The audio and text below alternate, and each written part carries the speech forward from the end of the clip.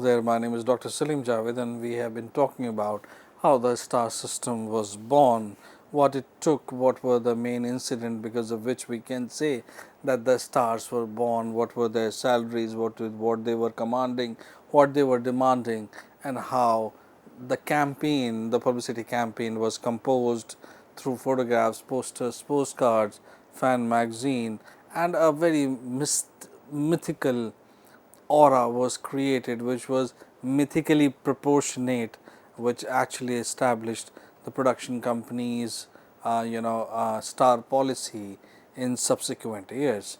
Now, let us understand why from one end of the country the entire filmmaking system was shifted to another part of the country.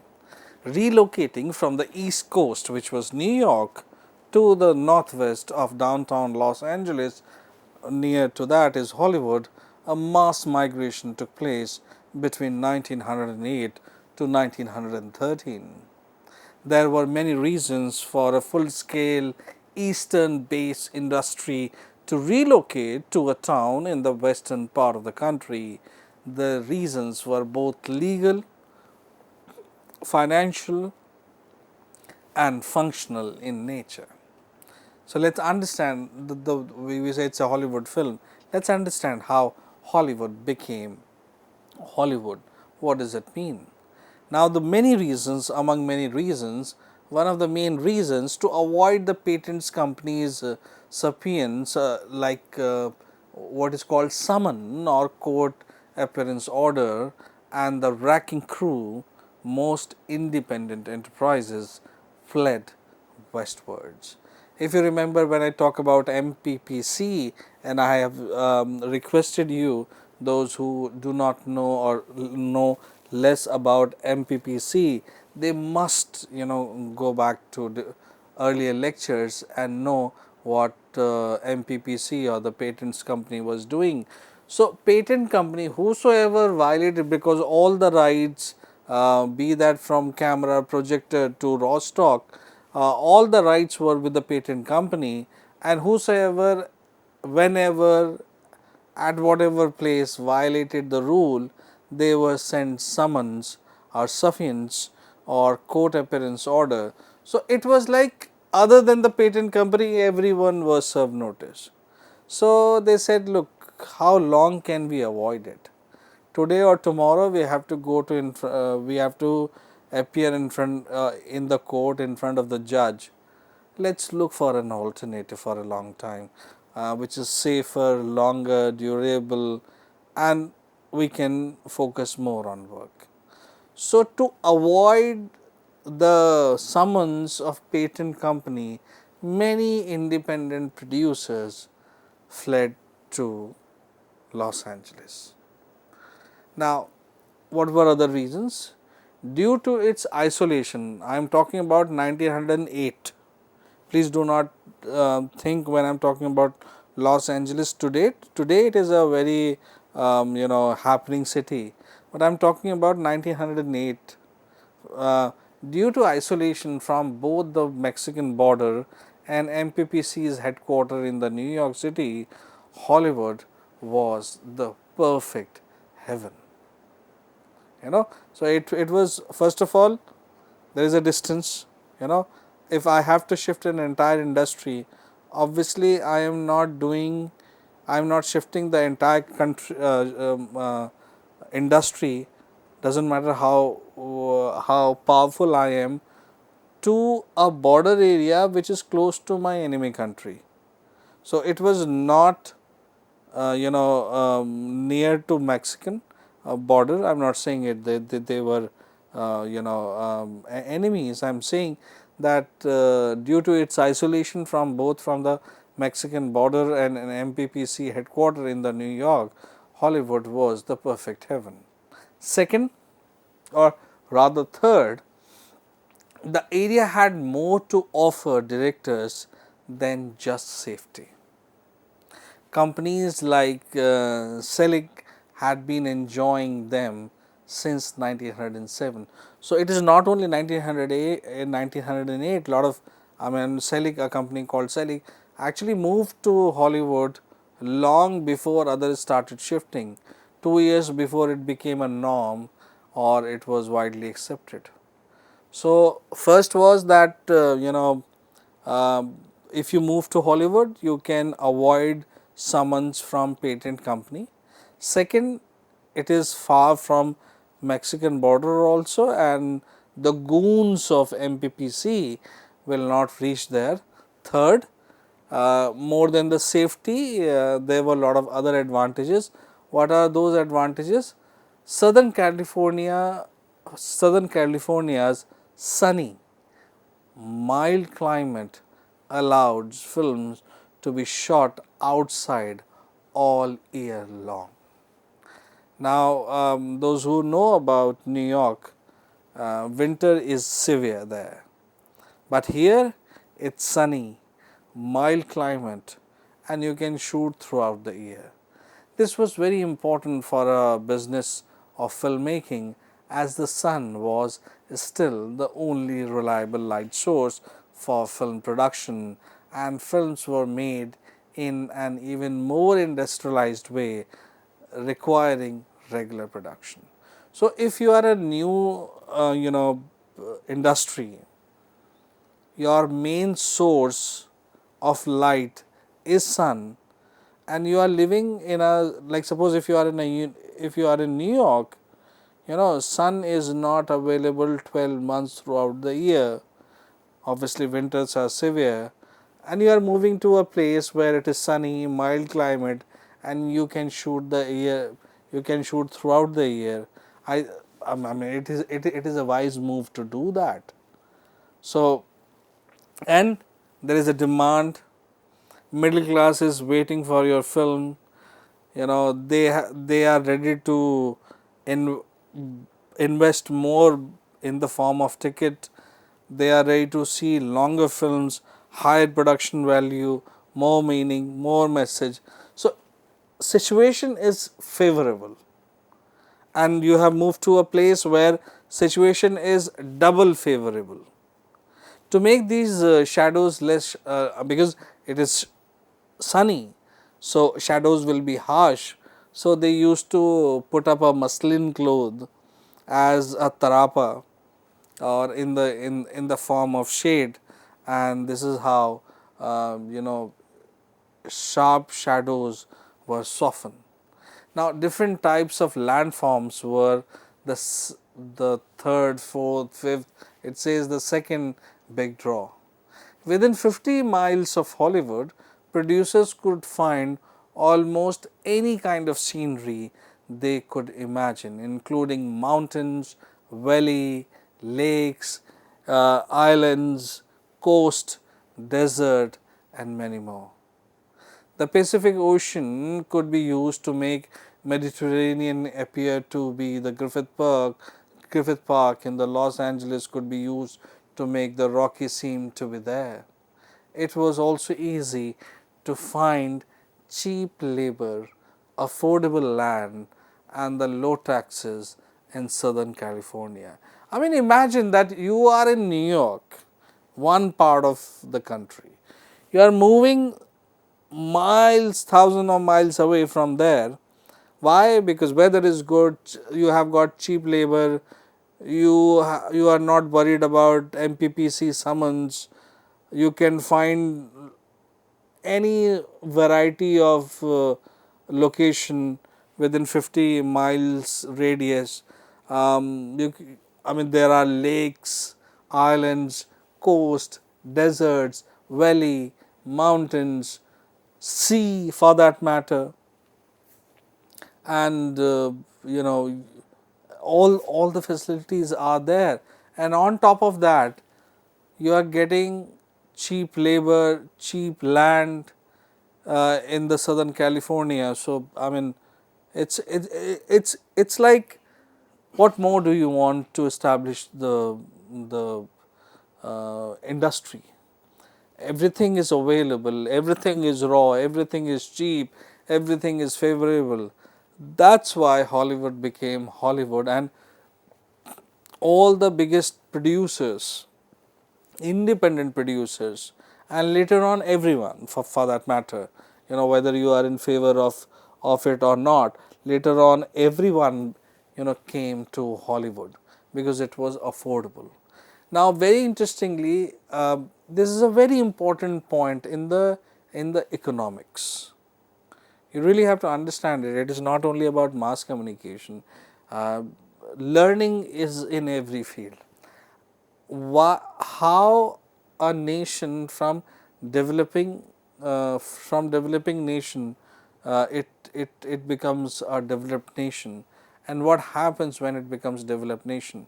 So, suppose when you are a poor country or when you are a developing country, you have got cheap labor, you have got affordable raw material, and this is what I have just talked about in terms of film, and there are low taxes.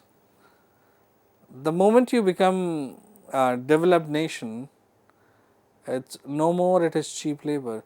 That's why a lot of us go to US to drive their taxis, because their labor is expensive.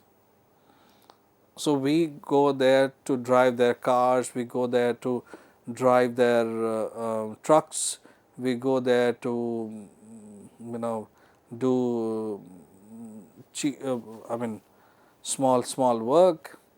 Affordable land, now land is expensive there because it's a developed country. Low taxes, no sir, not low taxes, no low taxes. So, that's the price of being developed also, by the way.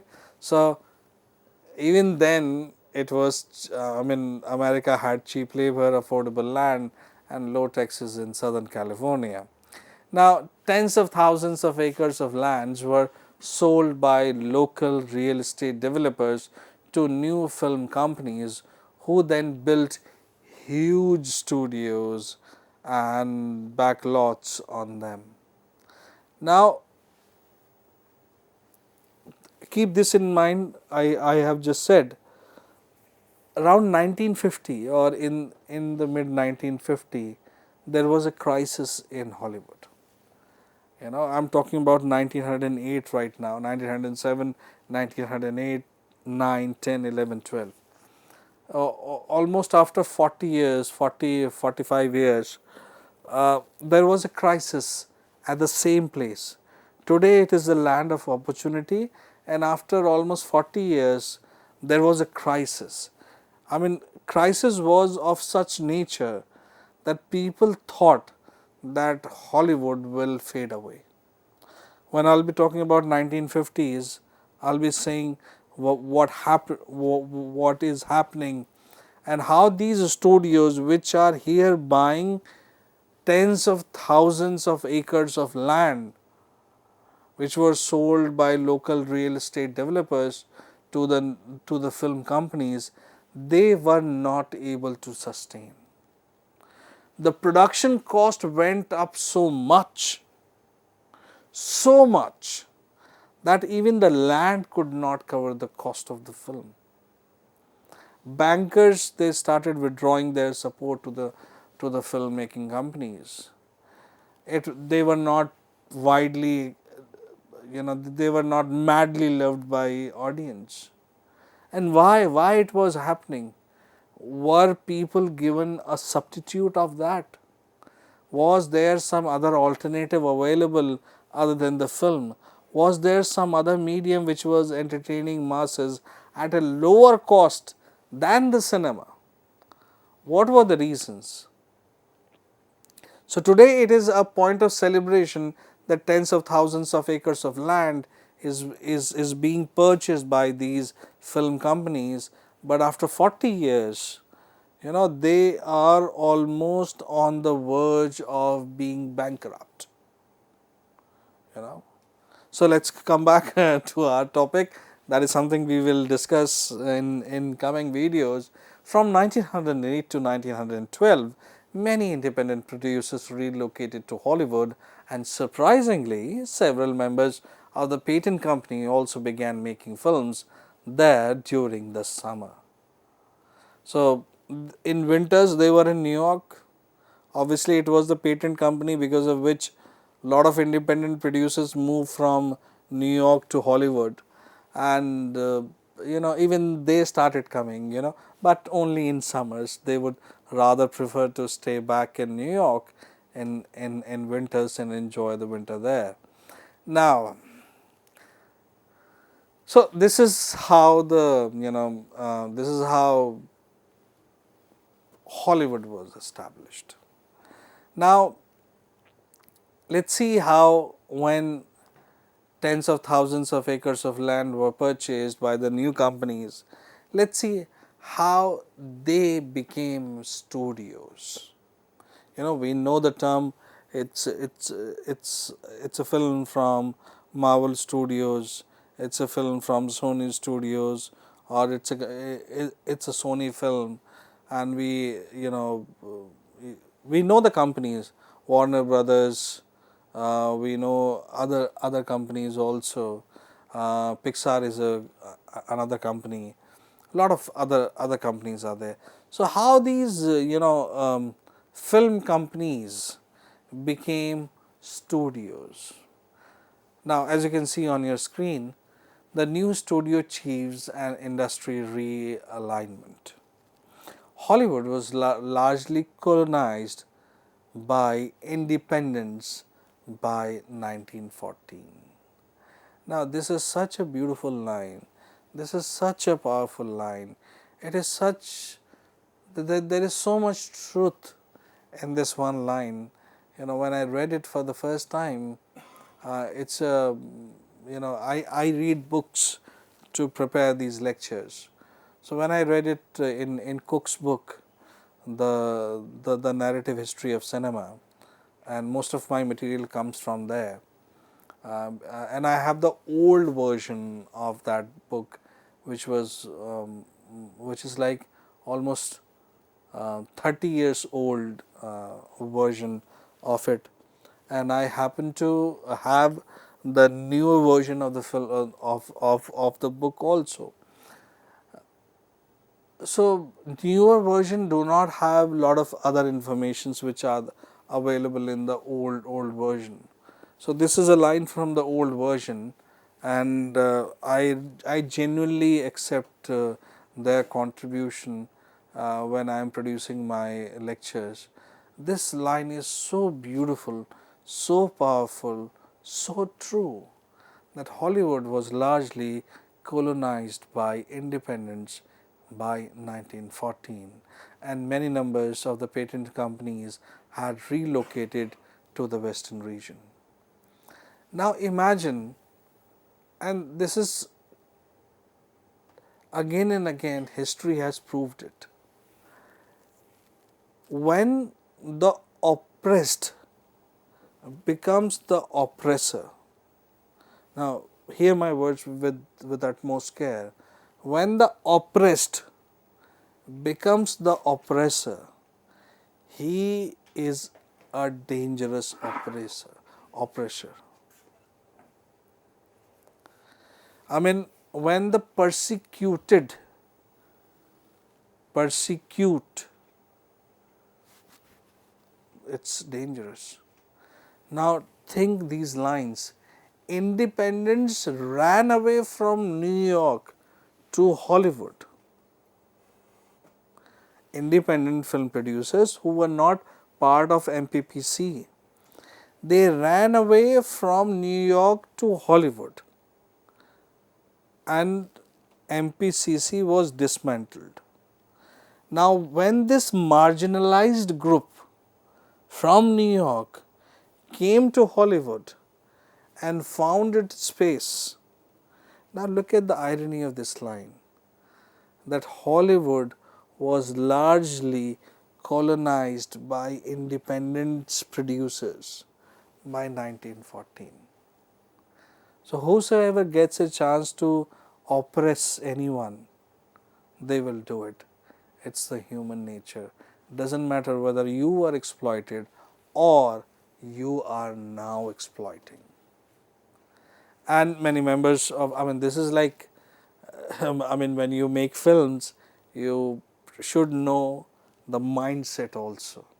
And here is, when I read it for the first time, this line, when I read it, I was like, What a beautiful line it is. What a beautiful line it is. How deep this line is. And you just see it around. It has happened. It is happening. It will happen. That's the only reason that US put us 50% tariff on us. They think they are powerful, and we are retaliating as a country in our own way, and we are proving that we are not the same India. We are the changed India. It's 2025, and we are not going to take what you are giving us. We'll also give you back. So the same line is here. Nevertheless, the trust was already in a state of decline by this point, and it was the independent companies that provided the fund for the studios that would establish Hollywood as the global cinematic hub for the subsequent 5 decades. Again and again, this word called 5 decade, 5 decade, 5 decade is coming. So it is basically, as I said, something happened in 1950s. Towards the end, mid to starting from the mid and almost towards the end.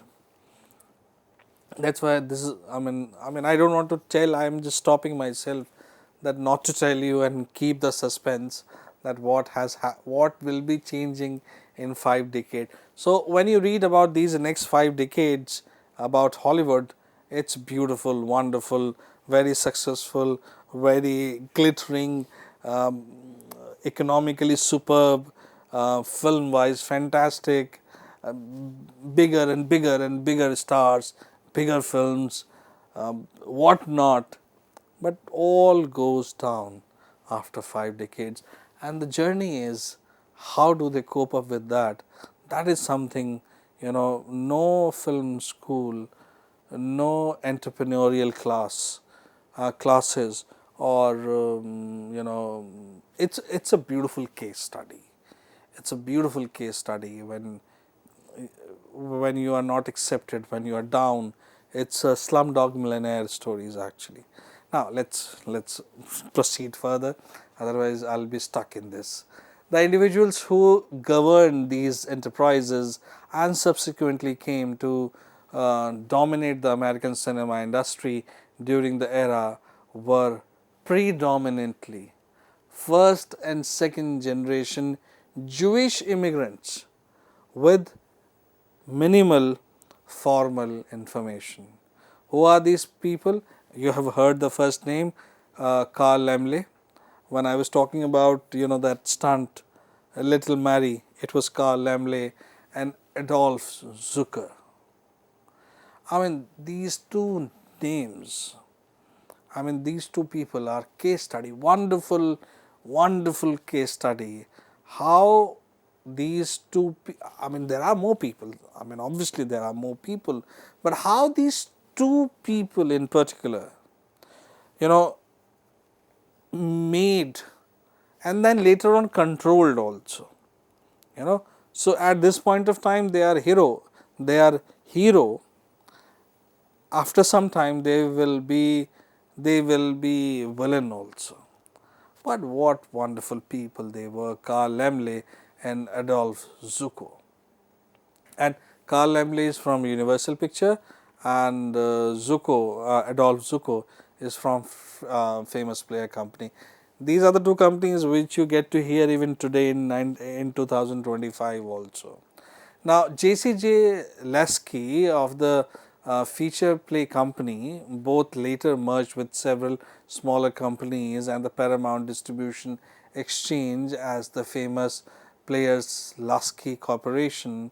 Samuel Goldfish, later on Goldwyn, of the Goldwyn Picture Corporation, Louis B. Mayer of the Metro Picture Corporation, Marcus Leo and Nicholas and Joseph Chesnes of Lois Incorporation, a national exhibition chain which became a partner company of Metro Goldwyn Mayer, Louis J.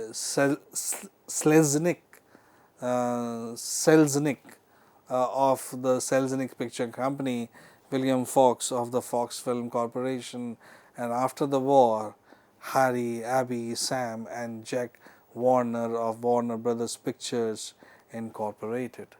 The majority of these individuals were little businessmen who speculated in the film industry during the chaotic initial decade of cinema, seeking to achieve rapid financial gain. They transitioned from penny arcade showmen and Nickelodeon operators to film manufacturers and to producers, distributors, and ultimately Hollywood studio executives. Ladies and gentlemen, they are the people who made the industry as we know it today. We'll be talking about them in detail in coming lectures. Thank you very much.